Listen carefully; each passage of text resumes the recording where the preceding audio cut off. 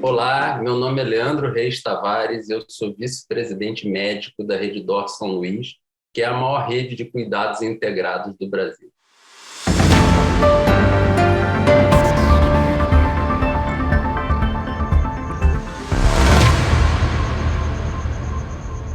E a gente vive um momento de estrangulamento do funcionamento do sistema público. Desculpa, não é um momento, a gente já vem há muitos anos estrangulando o funcionamento do setor público. Há muitos anos, há mais de uma década, a gente tem 3,5%, 4% do PIB vindo de recursos públicos. E a discussão não dá para aumentar, tem que fazer mais com menos. Essa discussão de fazer mais com menos tem limites. A pauta verdadeira para um país que quer crescer, que quer ser cidadão, que quer prosperar, é dar saúde ao povo. E você precisa financiar isso melhor. Quando você compara o nível de financiamento público do Brasil com saúde com outros países, você vê que o Brasil tem um gap. A gente precisa chegar a cerca de 7%, 8% do PIB de recursos públicos para a saúde. E aí, em cima disso, você vai ter os recursos privados e tudo mais. Mas o principal gap que a gente está sentindo, as dores que a gente sente do setor público são primariamente de financiamento. Precisa de mais recursos para o Sistema Único de Saúde funcionar adequadamente.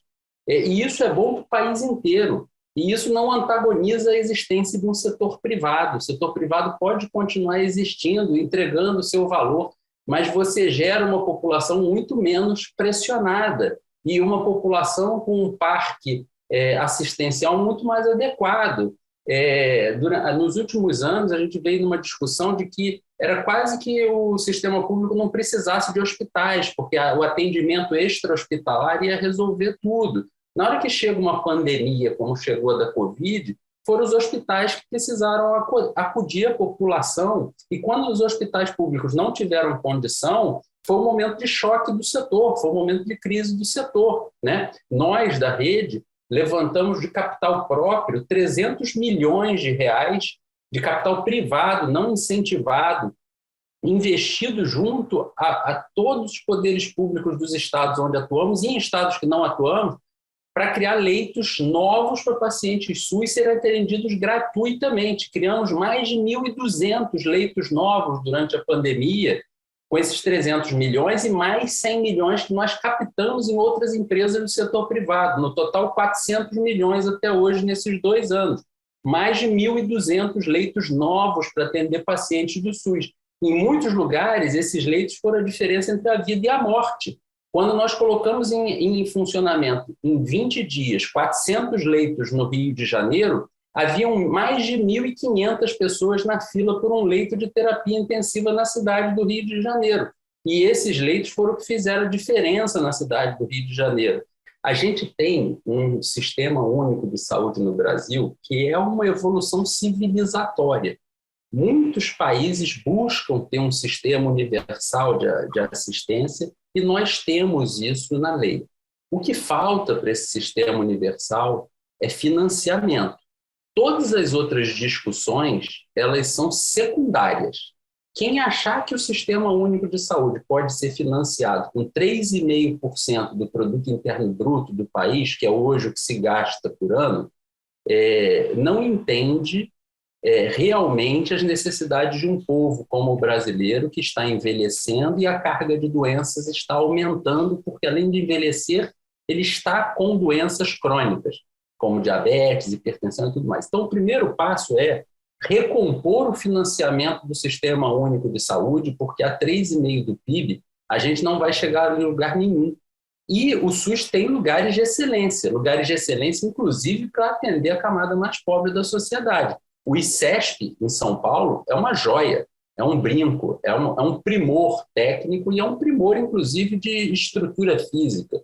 O INCOR, onde eu fiz o meu doutorado, é um primor de instituição, dá orgulho estar dentro do INCOR e ver o INCOR funcionando. Agora, as mazelas do Sistema Único de Saúde precisam ser superadas através de financiamento mais robusto e A gente não vai conseguir isso com uma restrição orçamentária imposta pela Emenda Constitucional 95. Então, o Brasil tem um problema de financiamento do poder público. O meu ponto é, precisa haver um financiamento melhor do setor público para que a gente possa investir, inclusive, em equipamentos mais caros para o setor público, leitos hospitalares qualificados, para que nos momentos de crise a população possa ter uma assistência mais tranquila e fora das crises, fora das pandemias, que eles possam tratar a sua carga de doença normal nesses hospitais do Sistema Único de Saúde. O SUS é um belo desenho, uma bela proposta, é uma proposta cidadã, precisa ser preservado e cuidado, falta dinheiro. Depois a gente discute gestão e outras coisas, mas antes a gente precisa levantar o financiamento do Sistema Único de Saúde. Nós, do setor privado, temos o nosso modelo para tornar o setor privado e o setor de saúde suplementar mais sustentável no longo prazo e baratear. Eu expliquei como é.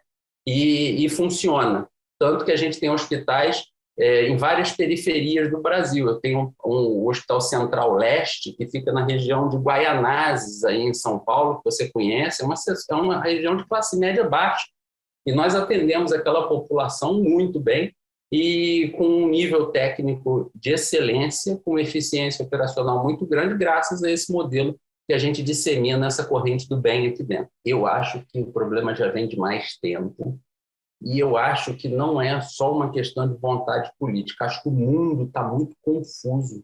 Está difícil a gente caminhar como civilização, né? A gente tem muito embate, muito calor na sociedade. Aí a gente entra num momento de pandemia. Quando você acha que você vai respirar da pandemia, uma guerra estoura, que é a maior guerra desde da Segunda Grande Guerra Mundial, e aí isso provoca um desemprego grande junto com a pandemia, uma dificuldade de se ordenar as prioridades das sociedades, né? Saúde está no topo da agenda de todos os países do mundo, tá? Ocidental, né? A gente tem um problema de financiamento que precisa ser resolvido, mas todos os países têm problemas com saúde. Eu acho que falta a gente conseguir colocar a pauta social com a vontade que ela precisa estar expressa nas despesas, entendeu? Então, talvez a atenção que seja dada a outras áreas da sociedade, por exemplo, o setor de saúde, ele é um setor extremamente resiliente durante as crises, ele não desemprega. Isso é muito curioso, né? E você vê que outros setores da economia recebem muito mais atenção dos governos nos momentos de crise do que o setor da saúde. E mesmo fora do momento de crise, nós temos uma carga tributária no setor de saúde equivalente ao restante da economia, né? Então, o que a gente precisa realmente é colocar valores sociais à frente, entender que a saúde pública precisa ser financiada, adequadamente financiada, porque temos um país com muita desigualdade social e uma parte da população que não vai alcançar esse sistema suplementar durante um bom tempo. E uma parte da população que se socorre desse sistema suplementar e é muito bem atendido, que precisa ter as questões de eficiência e redução de custo no longo prazo objetivadas para que eles consigam continuar pagando essa saúde. Então, eu acho que é a falta de vontade política, mas é sob o viés da falta de clareza dos valores sociais que nós queremos para a nossa sociedade, entendeu? Não que alguém fique lá maleficamente comportado. A pandemia, ela expõe a real infraestrutura até intelectual de um país em saúde, entendeu? E na hora que a pandemia nos atingiu, o que ficou exposto foram as nossas fragilidades construídas ao longo de décadas, entendeu? Eu acho que a gente precisa ficar atento a isso. Precisamos formar líderes em saúde, precisamos formar gestores em saúde cada vez mais competentes, tanto no setor público quanto no setor privado.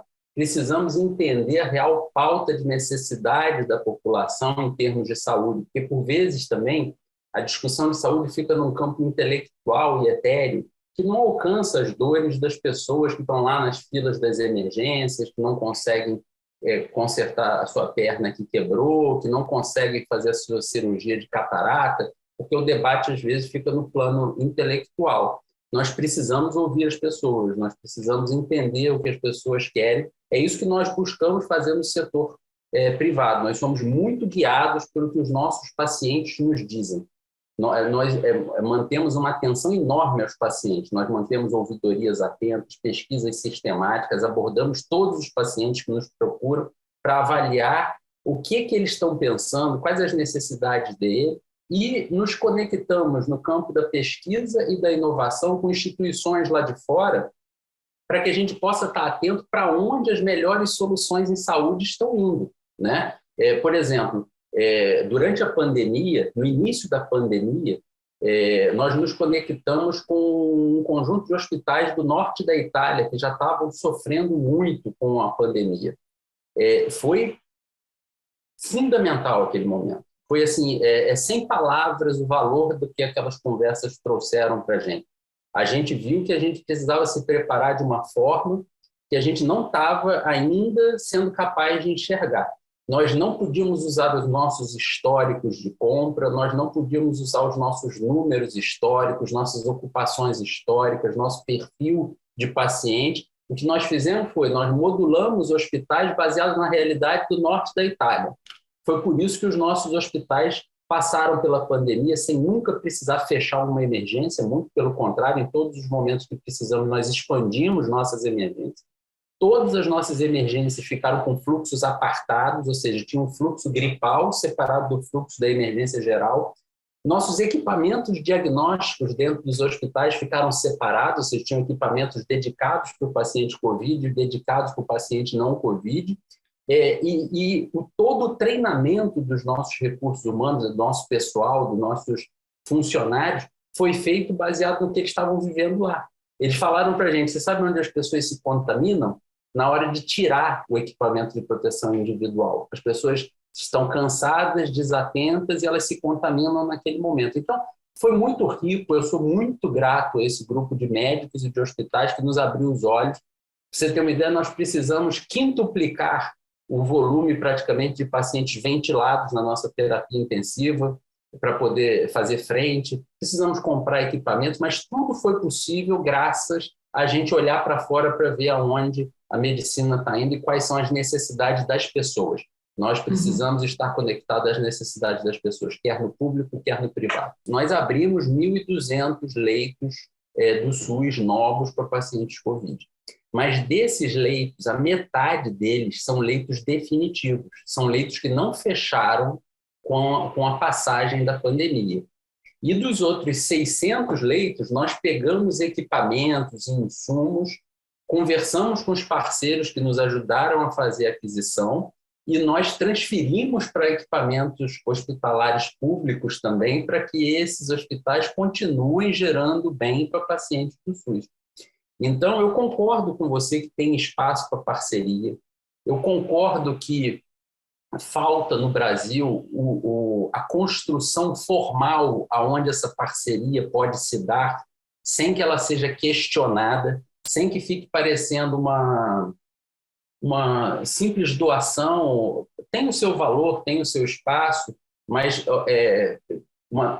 não fique parecendo como uma doação pontual, né?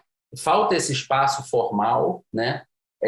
Fazer a gestão para o poder público também, por vezes, é muito difícil, né? A gente, por exemplo, não tem participação em instituições públicas, a gente não faz gestão de leitos públicos.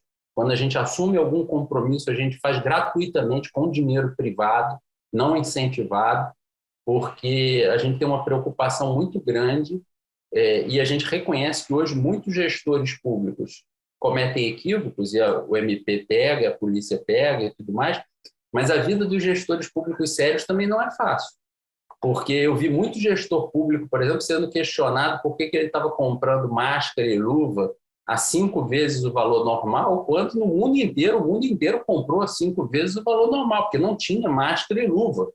Entendeu? E o gestor público, às vezes, é de uma secretaria de saúde ou de um hospital menor, ele não tem capacidade de barganhar e de fazer a negociação, e ele paga mais caro. E aí, ele às vezes, é atropelado por uma série de investigações e apurações. Então, assim, a gente tem que também ter clareza que são importantes as ferramentas de controle do Estado, porque você vê todo dia mal feito sendo pego, mas é muito desafiador para o gestor sério também fazer gestão na saúde pública. O IDOR é um orgulho fenomenal que a gente tem.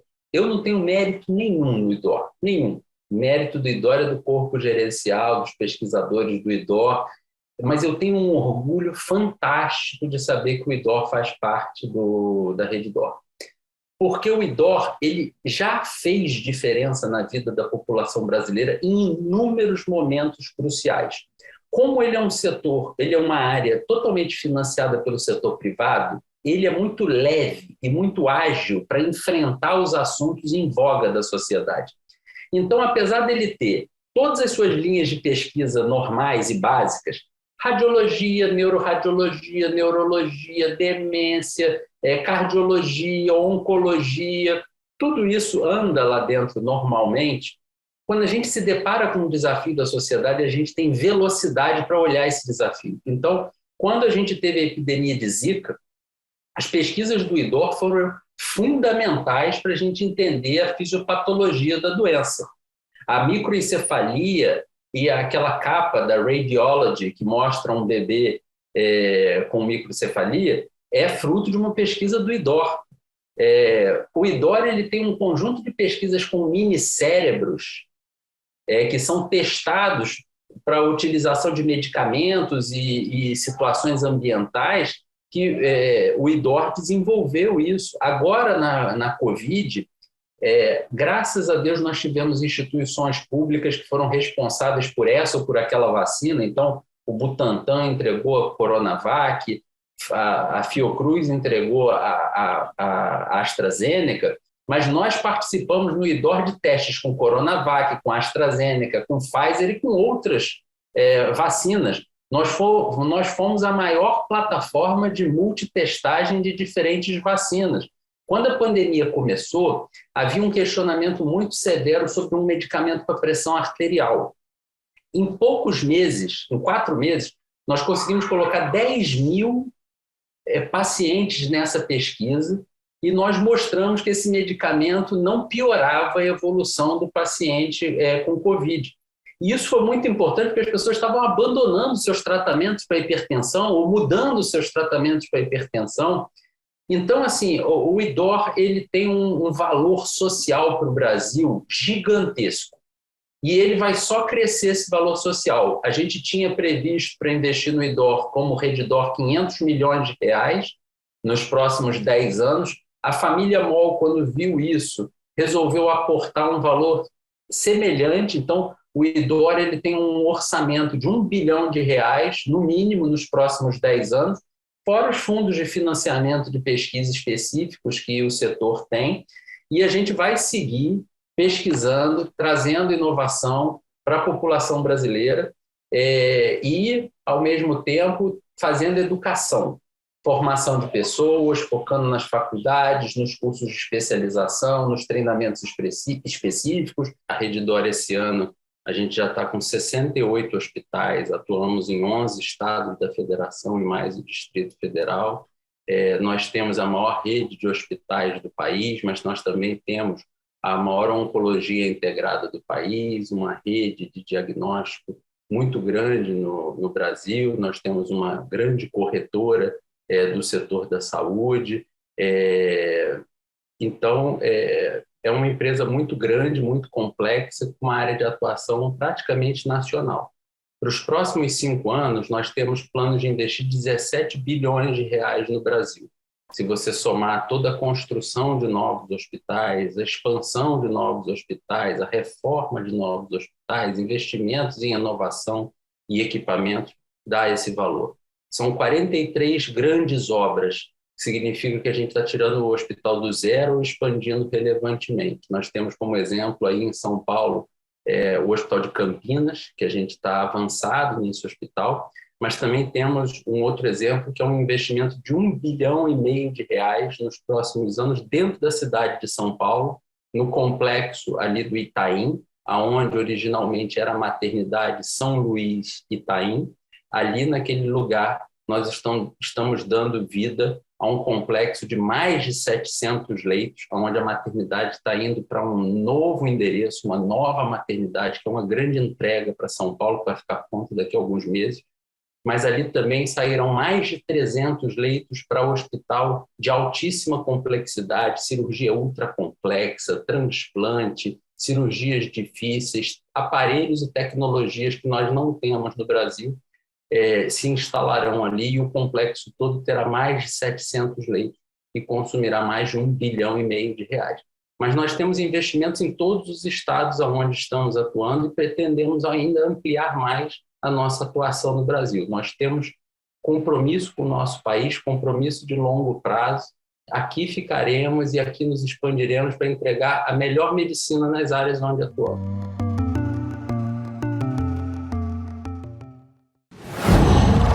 Qual